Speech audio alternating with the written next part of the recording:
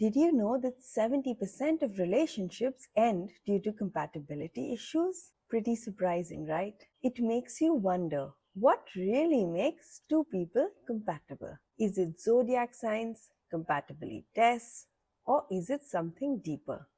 When we think about our ideal person, we often imagine someone who shares our values, passions, and lifestyle.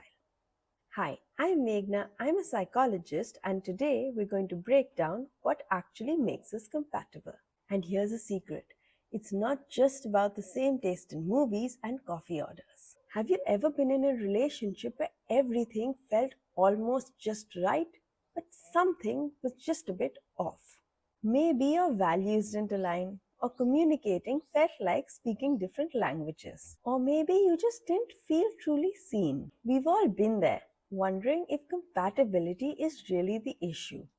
So, why is compatibility important? Well, when we're with someone who shares our values, it's like speaking the same language. There's no tiptoeing around, no hiding parts of ourselves. We can just be real, knowing that they get us at a deeper level. On the flip side, when our core values clash, things get complicated. We might start feeling like we're constantly walking on eggshells, trying to avoid arguments or suppressing parts of ourselves to keep things smooth. That's not exactly the foundation for a healthy relationship. But how do we know if we're truly compatible with someone?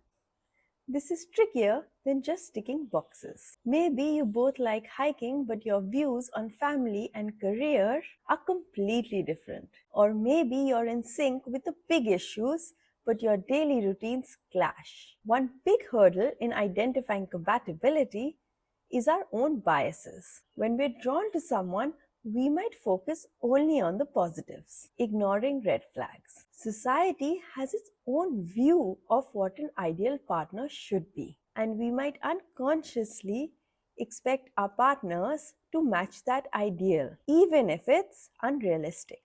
And let's get one thing clear, attraction is not the same as compatibility. Just because there's a spark doesn't mean it's the right fit. Attraction can really blind us to real deal breakers until it's too late. So, what really makes a relationship strong and fulfilling? Let's break it down. First up, shared interests. No, you don't need to love all the same things, but some common ground goes a long way.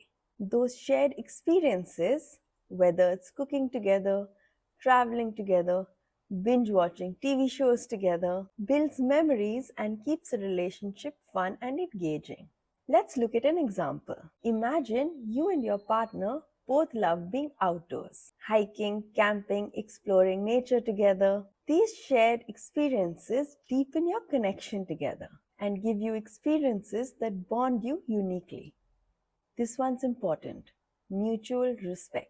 Respecting each other's boundaries, values, and dreams builds trust. When you know your partner values and supports you, it creates a safe space to be yourself fully. Sometimes we may not agree with our partners, or maybe we just have a different opinion. It's important to respect this difference of opinion.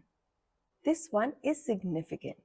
Having aligned values. Think of values as an internal compass. They steer how you make decisions, see the world, and live your life. When you and your partner's values line up, it's like you're on the same map, heading toward the same destination. Maybe you both believe in putting family first, or you are equally driven to keep learning and growing. That's huge. You're in sync, celebrating each other's wins and backing each other up through all challenges. But when values clash, it can be like two GPS systems that just don't agree on the route. Picture this. One of you is all about financial security, and the other loves a spontaneous splurge. You'll probably end up in some debates, right? Shared value doesn't mean you have to be identical, but they keep you moving in the same direction. And that's what builds a long-lasting connection.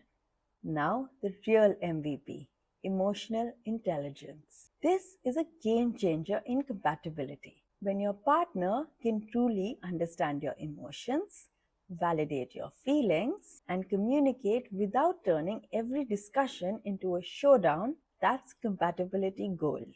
Imagine you're having a disagreement with your partner. If your partner has high emotional intelligence, they are not just waiting for their turn to speak.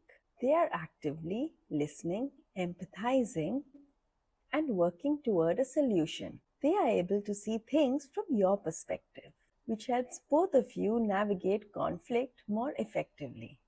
It's also about emotional support, the feeling of knowing someone has your back no matter what. When you're going through a tough time or taking a risk, having that support can make all the difference. On the other hand, if emotional intelligence is lacking, conflicts can feel like walking on eggshells. You're not just dealing with the issue, you're also managing their emotions, which can make it tough to address your own needs.